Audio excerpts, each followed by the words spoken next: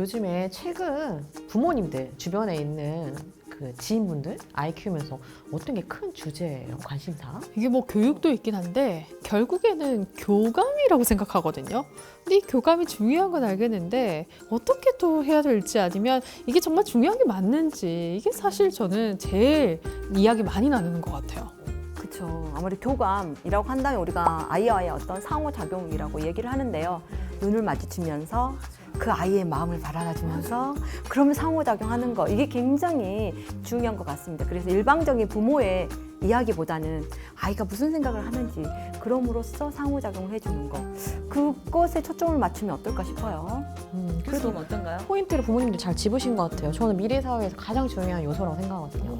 교감을 하는 거. 그러니까 결국에는 기계가 다 할 건데 그렇죠. 네, 사람만이 할 수 있는 게 뭘까? 예, 교감이거든요. 그래서 굉장히 중요한 포인트입니다.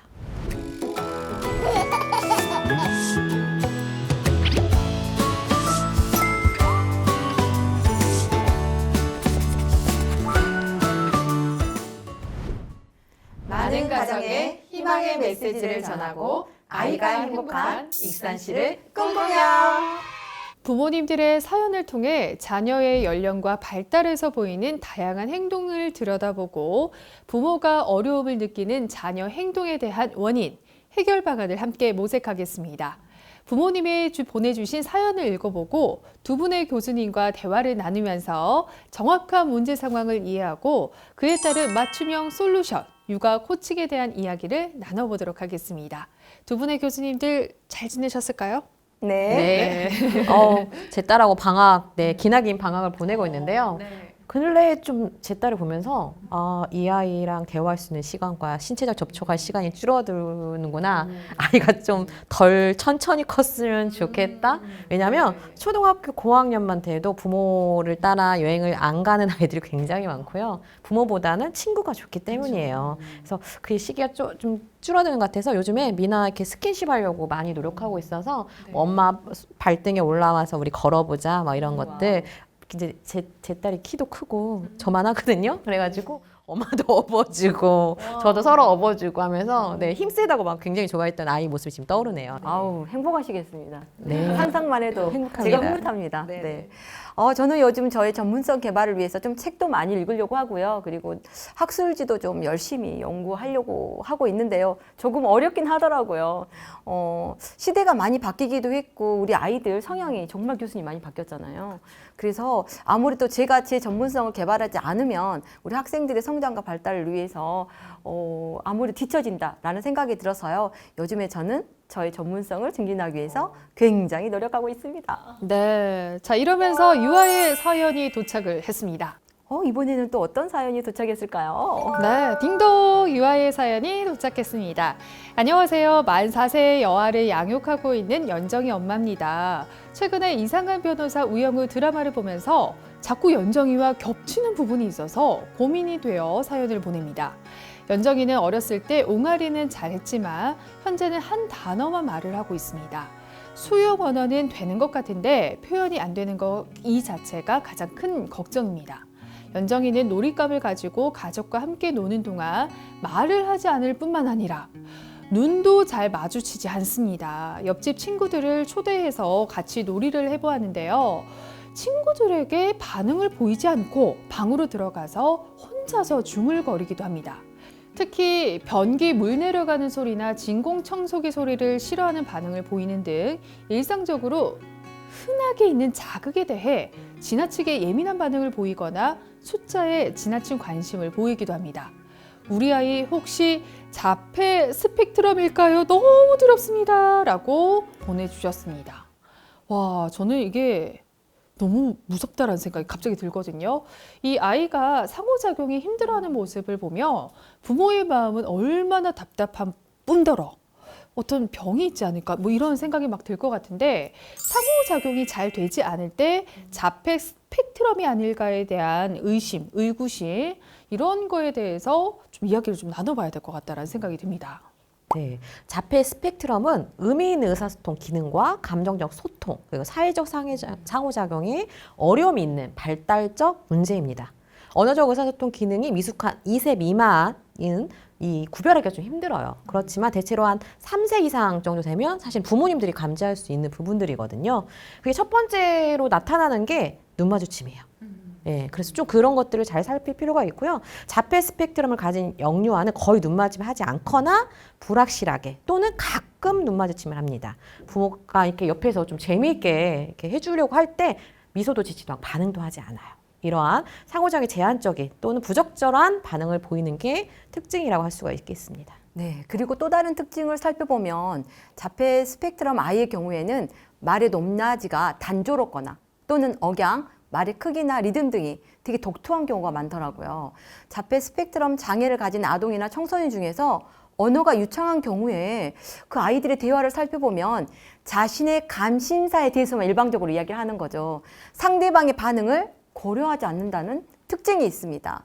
이렇듯 자폐 스펙트럼 아이의 경우에는 다른 사람들과 공통의 관심사를 서로 공유하는 것이 무척 어렵습니다. 네, 또 하나의 특징은 합동 주시와 같은 관련된 행동들이에요. 이게 뭐냐면 합동 주시가 뭐냐면 다른 사람의 관심 있는 사물을 가르쳐 줌으로써 이게 관심을 유도하거나 다른 사람을 이렇게 가르친다든지 시선 등을 반응하게 해서 타인의 관심을 공유하는 행동을 말하는데요. 예를 들면 이거예요. 얘들아 여기 보자 해야 되는데 이게 안 되는 거예요. 네, 그래서 그 아이들 4, 5세 무렵까지도 이러한 행동들이 보이지 않는 거죠. 네. 또한 자폐 스펙트럼을 가진 아이는요, 영유아기 시기에 또래에 대한 관심이 매우 적습니다. 우리 아까 사연에서 보니까 연정이도 또래에 대한 관심이 조금 적더라고요. 4, 5세가 지나서까지 또래가 집단으로 참여하는 놀이라든지 또는 규칙을 가지고 주고받는 놀이 또는 협동이 필요한 역할놀이나 상상놀이를 너무나 힘들어합니다. 이러한 아이들은 아동기 이후에도 역시 또래와 관계 맺기가 무척 어렵습니다. 또 그 외 특징들이 또 뭐냐면 의사소통이 충분히 가능한 연령임에도 불구하고 상대방이 말한 거 그거 앵무새처럼 네 그대로 따라서 말하는 경우도 이 하나의 특징이라 볼 수가 있겠고요. 또 주의력이 떨어지거나 사물을 다른 사람에게 보여주지 않는 경우 또 다른 사람의 손을 도구처럼 사용하는 경우도 스펙트럼의 특징이라고 볼 수가 있겠습니다. 네, 또 다른 특징을 살펴보면 자폐 스펙트럼 장애에서 보이는 반복적인 행동, 상동적 특성은 행동이나 언어의 형태로 나타나는데요. 가장 대표적인 행동은 손가락을 튕기거나 꼬는 거, 그리고 자리에서 빙글빙글 도는 거, 그리고 아래 위로 뛰는 거, 이렇게 단순한 반복을 계속하고요. 언어적으로 특정한 말을 반복해서 사용하거나 또는 상대방의 말을 그대로 따라하기도 합니다. 또는 과거에 들었던 이야기를 똑같이 반복하는 행동을 하기도 해요. 그렇군요. 사실 교수님의 의견을 중심으로 아이가 상호작용을 잘 못하는지 아니면 자폐 스펙트럼인지를 우리가 잘 판단을 할 필요가 있을 것 같은데 연정이는 어디에 해당되는지가 좀 설명해 주셔야 될 것 같아요. 사실은 이 사연만으로 판단 내리기는 사실은 좀 맞아요. 어려워요. 네. 정확한 판단은 의사의 소견이 좀 필요해요. 이런 부분들은요. 네. 근데 사연 속에 연정이는 이름을 불렀을 때 반응이 없고 관심이나 즐거움을 나누지 않고 손가락질, 몸짓 등을 의사소통의 목적으로 사용하는 비언어적 제스처가 없습니다. 그래서 또 일상적으로 흔하게 있는 자극에 대해 지나치게 예민한 반응을 보이거나 특정 촉각이나 미각 등 감각적인 자극에 지나친 관심을 보이는 게 좀 특징이에요. 네. 아, 그렇습니다. 교수님 말씀처럼 우리가 여기에서 정확히 답은 내릴 수는 없습니다. 그런데 저도 이제 사연 속의 내용을 보니 약간 정말 어머님께 너무 죄송하지만 자폐 스펙트럼 장애를 조금은 의심해 볼 수 있는데요. 일반 영유아의 경우에는 아까 우리 교수님 말씀하신 합동 주사라고 얘기를 했잖아요. 자, 이렇게 일반 영유아의 경우에도 공동 주의 집중이라는 것이 있거든요. 그런데 이 아이는 다른 사람의 시선은 지각할 수는 있으나 그 시선을 따라가지는 못합니다. 그리고 가장 중요한 건 교수님도 아까 말씀하셨듯이 눈응시나 눈 마주침을 하지 못하는데요. 아까 사연 속의 연정이가 이런 눈 마주침이 좀 없는 것 같습니다. 사실 이 자폐 스펙트럼은 영유아에게 조기 진단하기 쉽지만은 않습니다. 실제 국내 연구 결과를 보면 자폐 스펙트럼 장애 영유아의 첫 진단명은 언어 발달 지연, 발달 지연이 각각 28.1%로 가장 높았어요. 자폐 스펙트럼 장애로 정확히 진단받는 경우는 18.8%밖에 되지 않습니다. 따라서 어머니께서는 연정의 자폐 스펙트럼 장애가 의심된다면 소아청소년 정신건강의학과 전문의에게 정확한 평가를 받는 것이 중요하겠습니다. 야, 이게 사실 좀 어렵다라는 생각이 드는데 이 부모가 빠르게 징후를 눈치채는 것이 가장 중요할 것 같다라는 생각이 듭니다. 그렇다면 아이가 어떤 증상을 보일 때 병원을 좀 찾아가면 좋을까요? 아이들이 제때 적절한 사회성을 보이는지를 확인하셔야 돼요. 네, 사회성을 보이는 가장 이른 시기가 생후 8주라는 연구가 있습니다. 그때 이제 사회적 미소라고 하거든요. 그게 뭐냐면 낯선 사람을 보면 얼굴이 일그러져요. 낯선 사람이니까요. 그렇죠? 엄마를 보면 어떻겠어요? 웃죠. 네, 친숙한 사람이기 때문에 이게 웃는. 네, 자폐 스펙트럼 아이는 사회성 미소를 잘 짓지 않습니다. 잘 살펴봐야 네. 되겠네요. 대부분 6, 7개월이 되면 낯가리라고 아시죠? 낯가리가 생깁니다. 자폐 스펙트럼을 가진 영아는 그 시기에 낯가리를 하지를 못합니다. 네. 우리가 정아 이렇게 순해? 다른 사람에게도 잘 가네? 이렇게 오해할 수도 있는데요. 사실 교수님 방금 말했던 사회적 측면에도 별로 좋지 않는 신호입니다. 또한 10개월쯤 되면 영아는 보통 우리 부모와 분리되는 것을 매우 싫어하는데요. 자폐 스펙트럼을 가진 영아는 매우 잘 분리됩니다. 다른 사람 그 누구에게도 잘 간다는 거죠. 이것도 매우 좋지 않는 징후입니다. 여기 특정 물질에 집착하거나 반복하는 행동을 동반한다면 자폐 스펙트럼일 가능성이 매우 높습니다. 흔히 나타나는 사례로 자동차 바퀴 등 이런 거, 동그란 물질만 계속 쳐다보는 거, 그리고 책상 위에 자동차 올려놓고 눈높이를 맞추면서 바퀴가 돌아가는 움직임에 집중하는 뭐 이런 행동들, 막대기를 흔들면서 다닌다든지, 손을 파닥파닥 한다든지, 몸을 어떻게 해요? 자기 몸 계속 돌린다든지, 특히나 주특징이 까치발이에요. 네, 이런 행동들을 좀 잘 보실 필요가 있겠습니다. 정말 그 까치발을 드는 행동은 잘 주시를 해야 될 것 같더라고요. 제 아는 지인 중에서도 아이가 자꾸 어린 시기부터 까치발을 들고 다녀서 부모님들은 그걸 보면서 우리 아이 막 좋아하는 거예요. 까치발을 들고 다닌다 이렇게. 근데 알고 봤더니 자폐 스펙트럼 진단의 징후였던 거죠.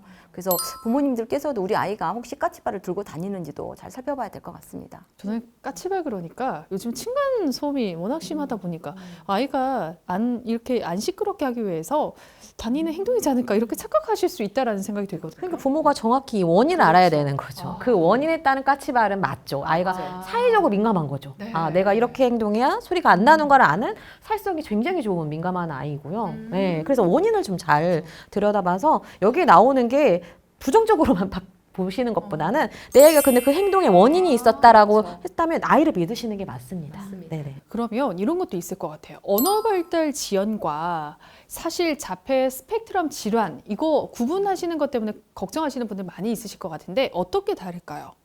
특별한 문제 없이 표현 언어가 느린 경우에는 언어 발달 지연이에요. 근데 자폐 스펙트럼은 평생 지속되는 신경 발달 장애로 인한 의사소통 문제, 사회적 상호작용의 문제, 상동 행동이 보이는 게 특징입니다. 이게 가장 큰 차이점이라고 볼 수가 있겠고요. 두 가지 경우 다 모두 18개월 전후로 상호작용의 노력이 보이지 않는 거, 그리고 본인의 의도를 분명히 표현하지 못하는 거, 타인의 감정을 이해하는 것에 공통적인 어려움을 보이기 때문에 어릴수록 구분해내는 것이 어려울 수 있습니다. 그러나 언어 발달 지연 아동은 놀이 상황에서 의사소통의 의도가 보이고 지시 따르기도 드물게 관찰되는 반면에 자폐 스펙트럼 아동은 의사소통의 의도가 적게 관찰되는 거, 그리고 자신이 원하는 물건이나 관심을 요구하는 일반적인 소통을 하는 형태를 보입니다. 지시 따르기에 잘 반응하지 않고 시청각 자극에 대한 반응도 굉장히 떨어지는 모습이 큰 차이점이라고 할 수가 있겠습니다.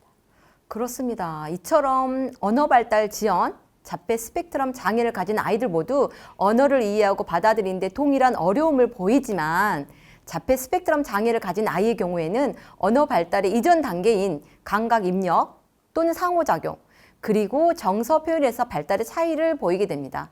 자, 우리가 가장 먼저 여기서 살펴봐야 되는 것 중에 하나가 몸짓 언어입니다. 왜냐하면 언어 이해가 되지 않더라도 혹시 아이가 부모의 표정을 살피든가 또는 그 집안의 분위기를 잘 파악할 수 있는 비언어적 표현을 보인다면 이 친구는 자폐 스펙트럼이 아닌 언어 발달 지연이라고 추측해 볼 수 있기 때문입니다.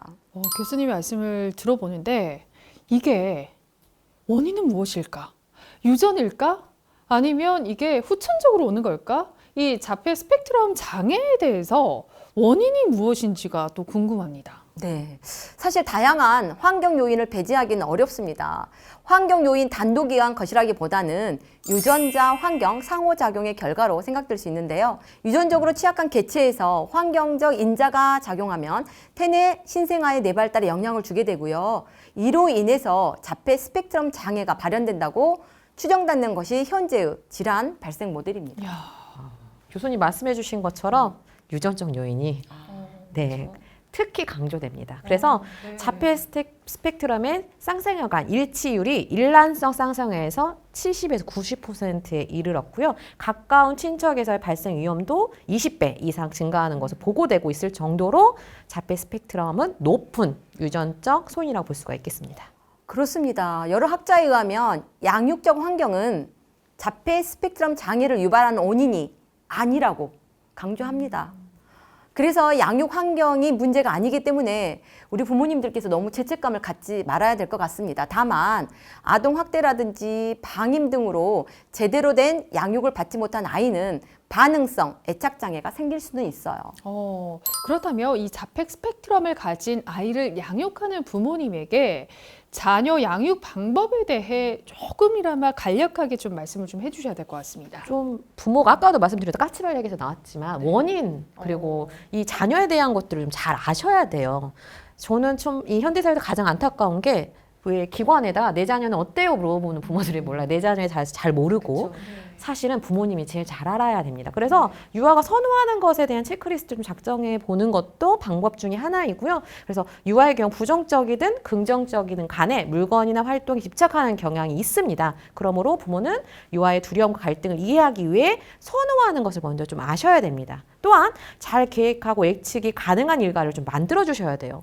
특히 요즘은 너무 사회가 급변하다 보니까 아이들이 불안 요소들이 좀 많거든요. 근데 이런 잘 짜여진 일과에 그런 그것들을 좀 해주시는 게 필요하고요. 이것이 자폐 유아를 위한 가장 중요한 전략이라고 말할 수 있는데요. 가정의 공간은 확실하게 표시되어 있어야 하고요. 매일매일 이루어진 스케줄은 일관성이 좀 있어야 될 가장 중요한 전략입니다. 교수님 말씀하신 체크리스트 작성하는 거 정말 중요한 것 같은데요. 특히 자폐 스펙트럼 아이들은요, 특정 음성이나 그리고 큰 음성에 예민하기 때문에 부모님들의 크고 거친 목소리보다는 조금 저처럼 네.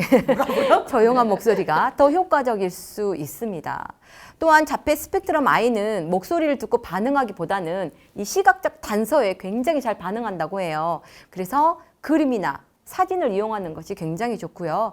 그림이나 사진을 통해서 다음 시간에 다음 일과에는 무엇을 할 것인지를 아이에게 알려주어 준비하게 하거나 또는 아이가 요구하는 것을 그림을 통해서 손가락으로 가르쳐 보게 할 수도 있습니다. 중요한 점은 이 아이들은요, 일반화가 참 어렵습니다. 그래서 각 상황마다 가르치고 또 가르치고 또 가르쳐야 합니다. 경우에 따라서는 특별한 지원을 받는 것도 사실 중요합니다. 자폐 스펙트럼 장애는 조기에 진단하고 치료하는 게 가장 중요하거든요. 치료의 궁극적 목표는 사람과의 상호작용을 촉진하고 언어 발달을 비롯한 적절한 의사소통 방식을 발달시켜서 부적응적 행동을 최소화함으로써 삶의 질을 높이고 독립적인 생활을 가능하게끔 만드는 게 가장 큰 목적이라서 필요에 따라서는 약물 치료가 도움이 될 수도 있습니다. 저도 제 주변에 이제 자폐가 있는 친구가 있는데요. 사실 부모님이 처음에는 이 친구를 세상 밖으로 끌어낸다는 것을 굉장히 두려워하셨어요. 그런데 주변인들이 많은 도움을 주셨죠. 너가 크게 이렇게 마음을 강하게 먹고 이 아이를 세상 밖으로 끌어내서 이 아이가 정말 조금이라도 사회적인 발달이 될 수 있도록 도와줘야 된다라고 주변인들이 계속 강조를 하니까 부모가 좀 힘을 얻더라고요. 그리고는 조금씩 아이를 세상 밖으로 꺼내기 시작하더라고요. 저는 혹시 내 주변에 이런 좀 자폐를 가진 아이들이 있다면 이런 주변인들이 그 부모에게 힘을 줬으면 좋겠다는 생각을 합니다. 그렇다면 이 자폐 스펙트럼 장애 아이를 키우는 양육자가 사실상 어떻게 보면 좀 힘이 드는 경우가 많이 있을 것 같은데 우리 전문가 교수님들께서 한 번 더 조금 더 응원의 메시지라든지 또 해주실 말씀이 있으시다면 좀 더 해주시면 좋으실 것 같습니다. 정말 내 아이가 자폐 스펙트럼 장애예요 라고 진단을 받는 소리를 듣는다면 와, 어떨까요? 교수님 어떨 것 같습니까? 너무 무너질 것 같아요. 맞아요. 진짜 가슴이 막막하고 별의별 생각이 들 것 같아요. 맞아요. 혹시 내가 잘못해서 이 아이가 태어났나? 네. 별의별 생각을 다 들면서 좌절감을 느낄 것 같습니다. 하지만 부모님들께서 의원하게 힘내셔서 노력하셔야 됩니다. 그래야 좋은 결과가 옵니다. 자폐 스펙트럼이 좋아질 수 있는 아이들이요. 5명 중 1명이 된다고 해요. 네네. 완전히 좋아질 수는 없지만 어느 정도 사회성을 함께 할 수 있다고 합니다. 그래서 장애를 일찍 발견해서 적극적으로 치료하고 사회적 기술을 습득시켜준다면 얼마든지 완화될 수 있기 때문에 연정이 어머니 힘내시길 바라요. 네, 송수록 교수님께서 정말 중요한 얘기 해주셨는데요. 경미한 아이들은 독립적으로 직업을 갖고 살아갈 수 있습니다. 그래서 여기서 중요한 거는 좀 적기에 잘 조기 발견해서 부모님들이 열심히 치료한다는 마음으로 의지를 잃지 말고 낙담하지 마시고 지속적인 치료를 해주시는 게 좋습니다. 장기적으로 보시는 게 굉장히 중요한 포인트인 것 같습니다. 힘내십시오. 이게 어떻게 보면 제 자식이 아니라는 그런 이유만으로도 좀 등한시되는 경우가 있을 수 있거든요. 그렇지만 이게 주변에서 좀 많이 도움을 요청을 하고 좀 받아들일 준비를 조금 하시는 것도 괜찮을 것 같다라는 생각이 듭니다. 어떤 말로도 위로는 안 되겠지만 이 질환에서 가장 중요한 것은 언제 발견되느냐인 것 같습니다. 최대한 빨리 진단을 받아야지 사회성을 촉진시키는 치료, 아이에게 사회성을 촉진시키는 환경을 조성하기 위해 부모 교육 등이 이어져 좋은 예후를 볼 수 있을 가능성이 커지기 때문입니다. 두 분의 교수님께서 함께 자리해 주시면서 말씀 많이 해주셨는데 너무너무 고맙습니다. 이 시간 정말 흥미로운 시간이었다라는 생각이 드는데요. 이것으로 저희는 인사드리도록 하겠습니다. 고맙습니다. 우리 아이들이 스마트폰을 과도하게 사용했을 때 지금 영유아 뇌 발달이 굉장히 중요한 시기거든요. 사회성, 인지 발달에도 커다란 영향을 미치게 됩니다.